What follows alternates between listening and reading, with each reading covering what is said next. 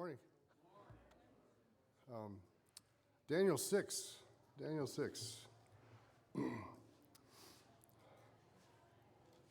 Couple choruses have been going through my mind today as I was going through this one last time this morning. And let's see, what was the one? I believe God, ask what you will and it shall be done. Trust and obey, believe him and say, I believe God. Bump, bump. The bump, bump I added just to have a musical instrument. Let me try that again. I want you to try just, it's like 4 words. I believe God, ask what you will and it shall be done. Trust and obey, believe him and say, I believe God. Bump, bump. One more time. If you lift it. Here we go. I believe God, ask what you will, and it shall be done. Trust and obey, believe him and say, I believe God. Bum, bum. Thank you. You got to add that, I guess, now. It's part of it. Cool. What's what? Oh, yeah, it is. You can count the Lions, there's 7 of them, so I figured Daniel won the football game 7-0. Sorry, Lions.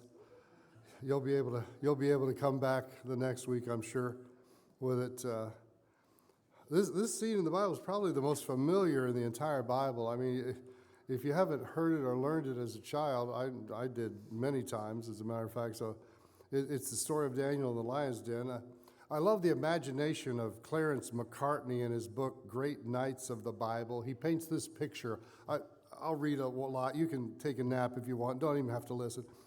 Mother, what makes the lions roar so loudly tonight? The Babylonian mother clasped her child to her breast and answered, because for 3 days they have not been fed. The lions are famished. They are hungry.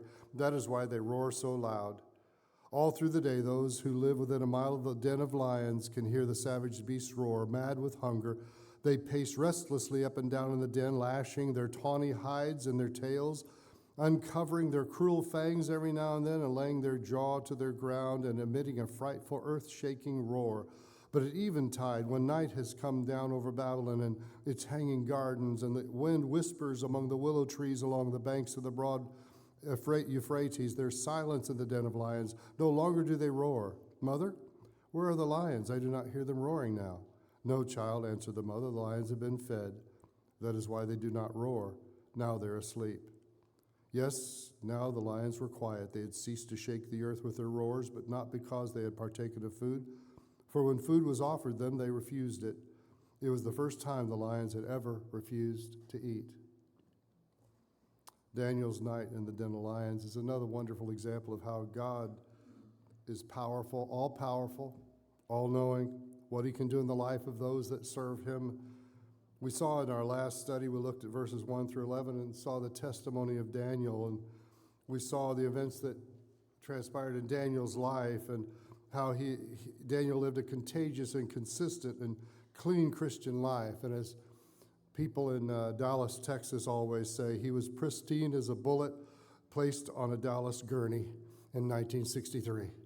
That's how you weave a conspiracy theory into your messages, Brother Mike, just in case you needed to know that. But he had a great testimony, and look at the verses. We're going to try to do the rest of the chapter, verses 12 to 18. Well, we've got to. So we'll see that God does not always shelter us from adversity. God doesn't always stop bad things from happening to good people, but God is always faithful, always teaching us as we're going through adversity to trust in him and how to trust in him. And I've seen it over and over again in my life as he takes me through one adversity after another. I always get scared to death going through it, not knowing what's going to happen, but God's always led me through and always given me a hand raised in victory, and I appreciate God so much. And he was this is so gloriously demonstrated in Daniel's case here. Let's look at this familiar story. First look at the deception of the princes. We kind of covered this a little last week, but we saw how Daniel was given a place of authority exceeded only by the king himself. And Verse 1, it pleased Darius to set over the kingdom 120 princes, which should be over the whole kingdom, and over these 3 presidents, of whom Daniel was first, that the princes might give accounts unto them, that the king should have no damage. Then this Daniel was preferred above the presidents and princes, because an excellent spirit was in him, and the king thought to set him over the whole realm. Daniel's reward for his excellent spirit was that, he had... His reward for his excellent spirit was this green-eyed monster of envy and those that were underneath him. You haven't been a leader of anything if you've never had adversity below you, if you've never had people look up at you with envy and jealousy. But Daniel did. It possessed the hearts of the princes that were under him. They didn't like the fact that he was the top guy that they had to report to. I came across theologian, comedian Jeff Foxworthy, who said, "I've never been jealous, not even when my dad finished fifth grade a year before I did." In the case of princes, they were all jealous of Daniel's position and prosperity. Again, Clarence McCartney said, when one man is going up and others are slipping down, for when they are themselves cannot make the grade, you can count on that some of them will try to vent their spleen and envy upon the man who is going up. Venting their spleen and envy is exactly what they did. We saw in their last study they decided to take certain steps to get Daniel back, to bring him down. And again, look at their plan again. They couldn't find anything in his administrative life. They couldn't find anything in his personal life, but they went to his religious life. They went to him concerning the law of his God. So they came up with this plan.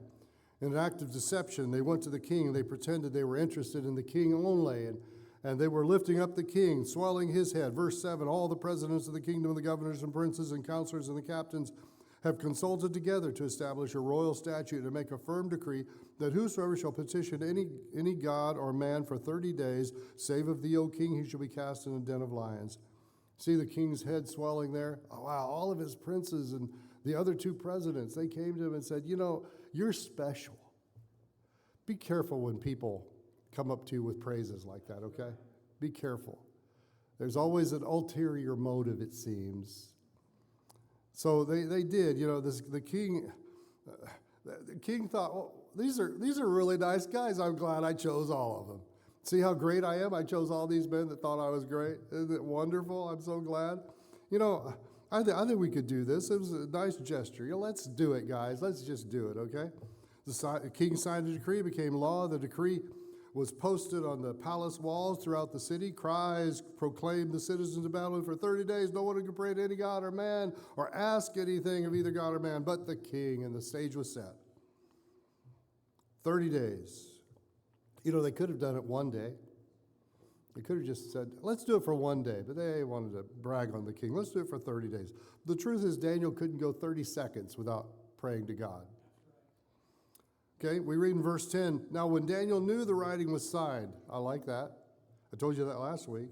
He went into his house, and his windows being open in his chamber toward Jerusalem, he kneeled upon his knees 3 times a day and prayed and gave thanks before his God as he did aforetime.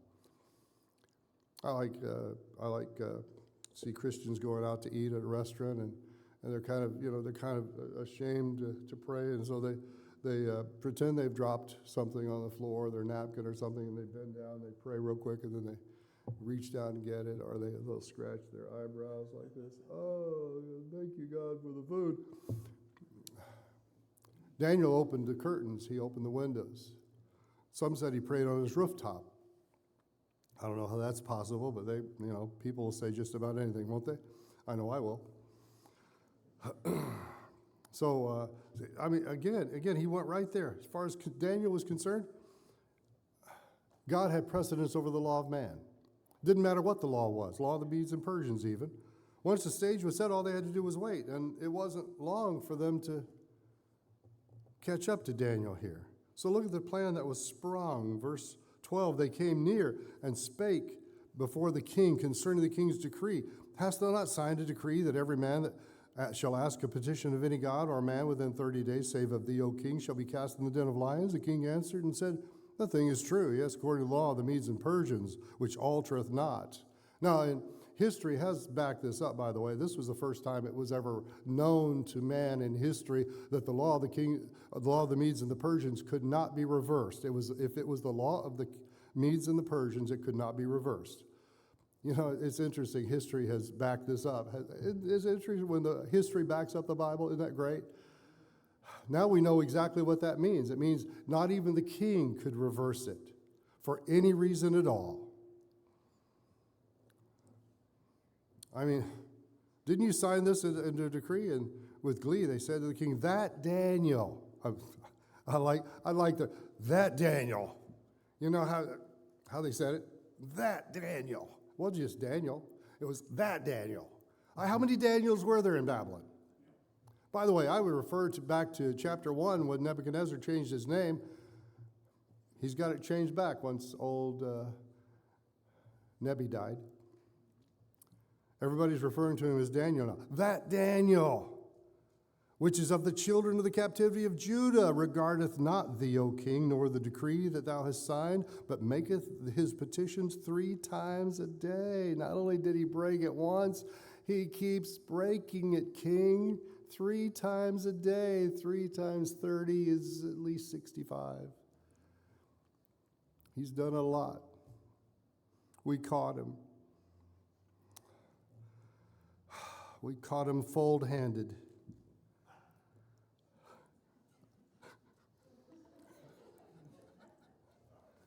Okay. Keep that one in.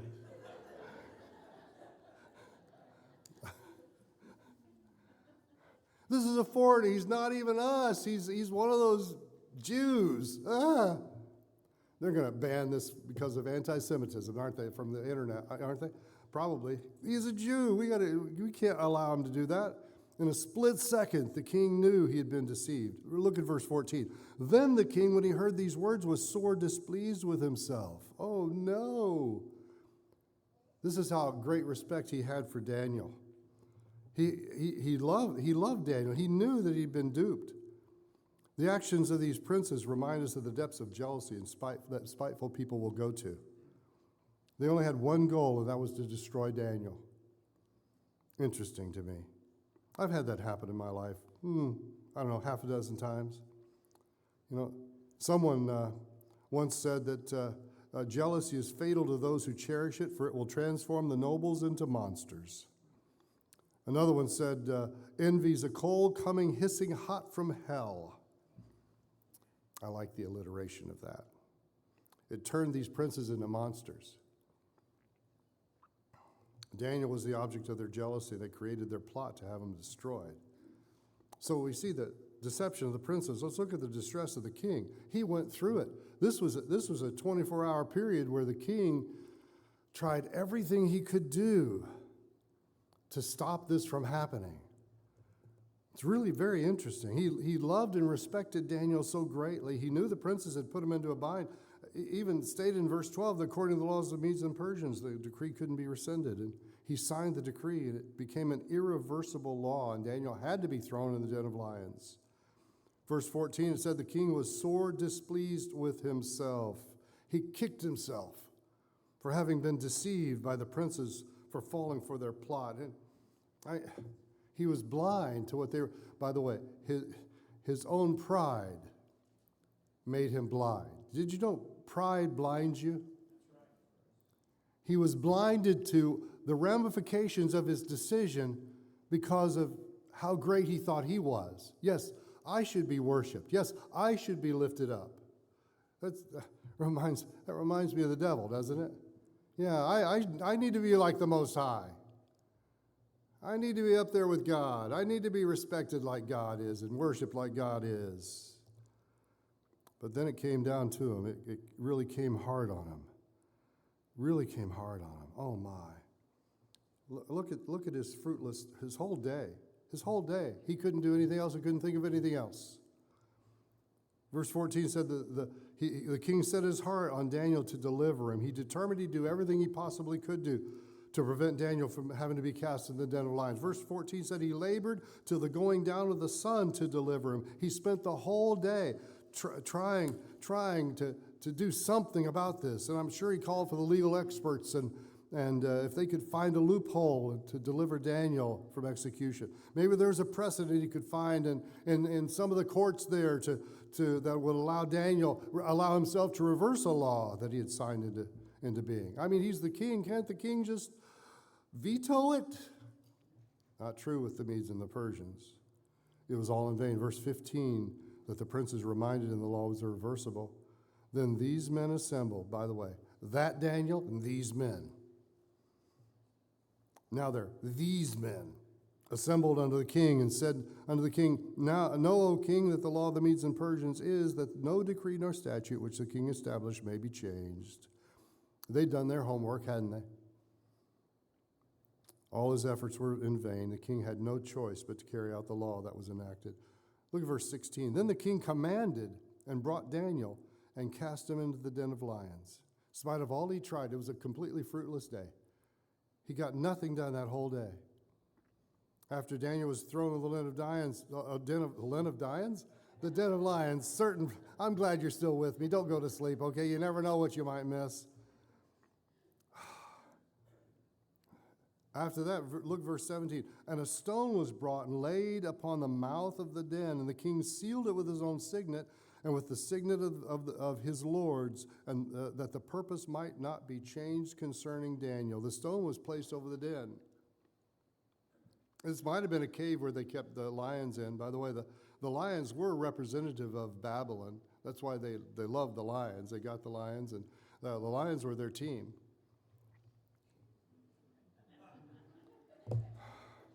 Tough crowd this morning.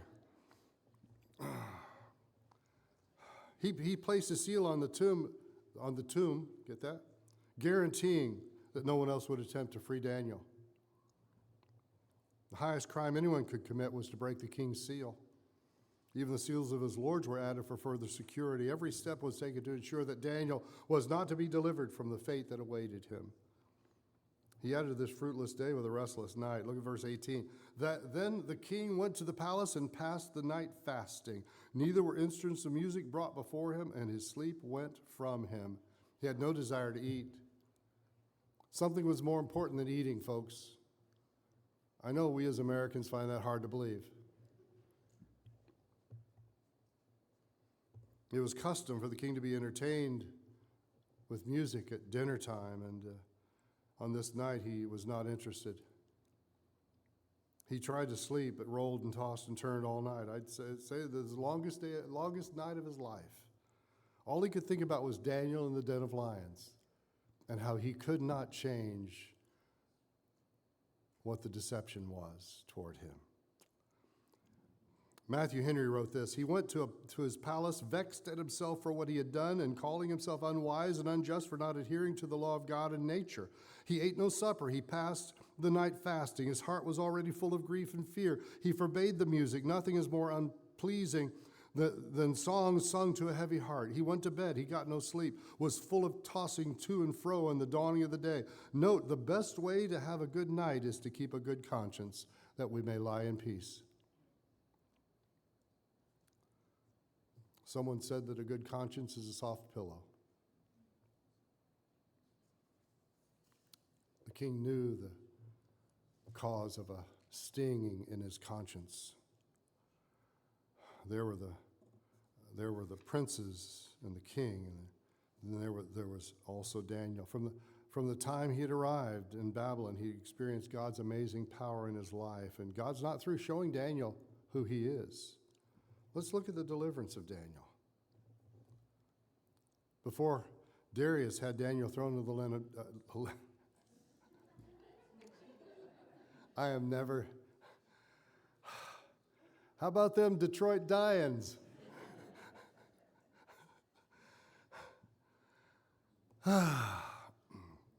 Verse 16. Now the king spake and said unto Daniel, Thy God, whom thou servest continually, he will deliver thee. I like that. Before he was even thrown in, he said, I'm not worried now. God's going to deliver you. I don't know, maybe it was a question, God will deliver you?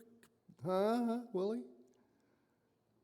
No, he said to Daniel, thy God will deliver thee. That's pretty good for a king, by the way. Daniel, I've done everything I can to keep this from happening, but I have no choice. I believe your God can take care of you. Darius was absolutely right. Look at his preservation. He walked the floor all night. He tossed and turned. And the next morning he went to Daniel, in verse 19, then the king arose very early in the morning and went in haste unto the den of lions. And he came to the den and cried with a lamentable voice unto Daniel. And the king spake and said to Daniel, O Daniel, servant of the living God, is thy God whom thou servest continually able to deliver thee from the lions? A lamentable voice, folks. He's crying out. It's a voice filled with anguish. He's wondering what's going to happen. He listens. No roaring of the lions. All he hears was, he is able, he is able, I know he is able, I know my Lord is able to carry me through. He healed the brokenhearted, he set the captive free, he made the lame to walk again and caused the blind to see. He is able, he's getting closer to the mouth. He is able, I know he is able, I know my Lord is able to carry me through. He is able. Yeah. Verse 21 says, then Daniel said to the king, he is able. No. O king, live forever. We read in verse 22, my God has sent his angel and hath shut the lions' mouths, for they have not hurt me. For as much as before him innocency was found in me, and also before thee, O king, have I done no hurt. Daniel said, you know, God preserved me because I'm the one that doesn't hurt you. What he meant was all these other guys hurt you.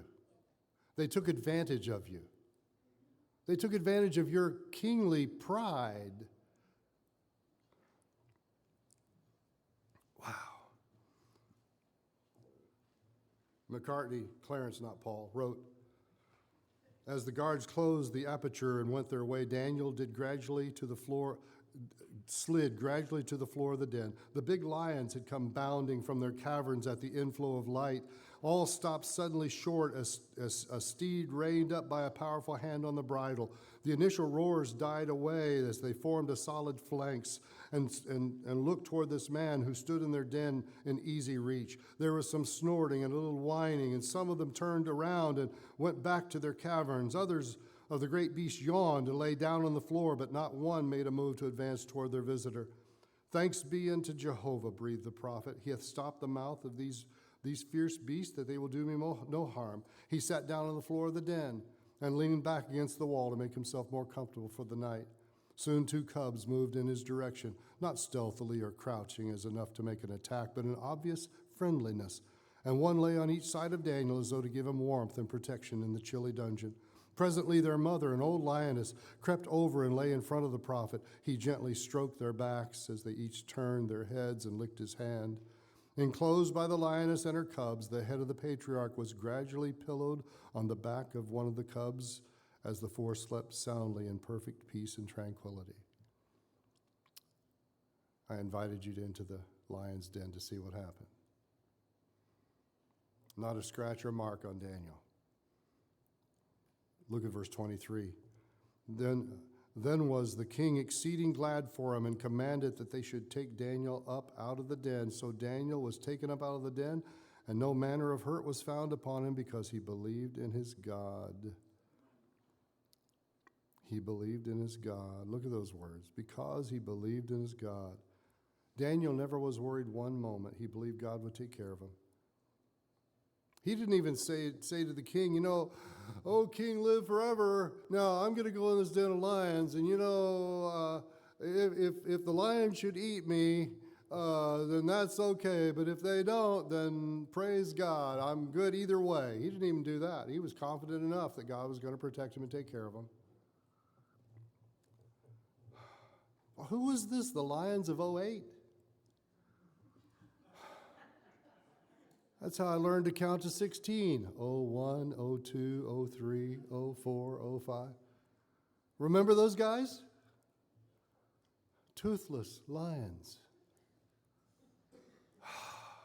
He delivered Daniel. Look at his vindication, verse 24. And the king commanded and brought those men which had accused Daniel and cast them into the den of lions. By the way, how many of them? Well, it said earlier that all of the princes and the other presidents came and said, "Oh, king, you need to make this law. And we can, throughout the entire kingdom, we can cause this law to be in effect." All 122 of them.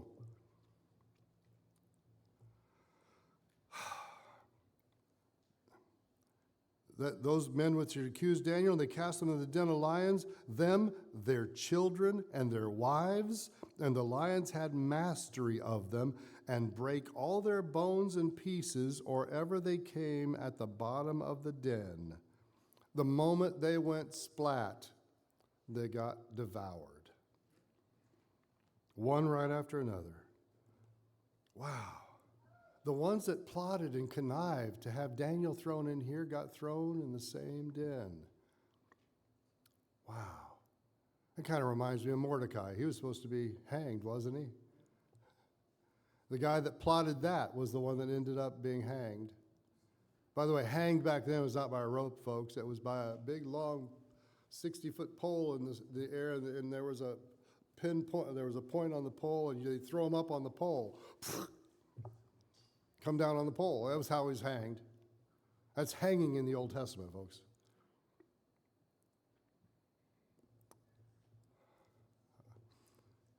I played Mordecai in a musical, and I looked up at him and went, "How's it hanging?" But God saw to it he was not only preserved, but so was his name. God had honored him. It resulted in ultimately God getting the praise and the glory for all that happened. Notice the king wrote, like Nebuchadnezzar did a few chapters ago, he wrote to everybody. Verse 25, then the King Darius wrote unto all people, nations, and languages that dwell on all the earth. Peace be multiplied unto you. I make a decree that in every dominion of my kingdom men tremble and fear before the God of Daniel, for he is the living God and steadfast forever, and his kingdom that which shall not be destroyed, and his dominion shall be even unto the end. He delivereth and rescueth, and he worketh signs and wonders in heaven and in earth, who hath delivered Daniel from the power of the lions. God may let us go through a lion's den. He may let people attack us, but ultimately, he gets the glory. God gets the glory out of all that he does. I believe God, I believe God. Ask what you will, and it shall be done. Trust and obey. Believe him and say, I believe God. Bum, bum. Lord, thank you so much for just the illustration of Daniel and the purpose in his heart to do everything that pleased you and to honor you. And you were able to use this situation to have him honor you even more because he went through it with a hand raised high in victory. Thank you for Daniel. May we all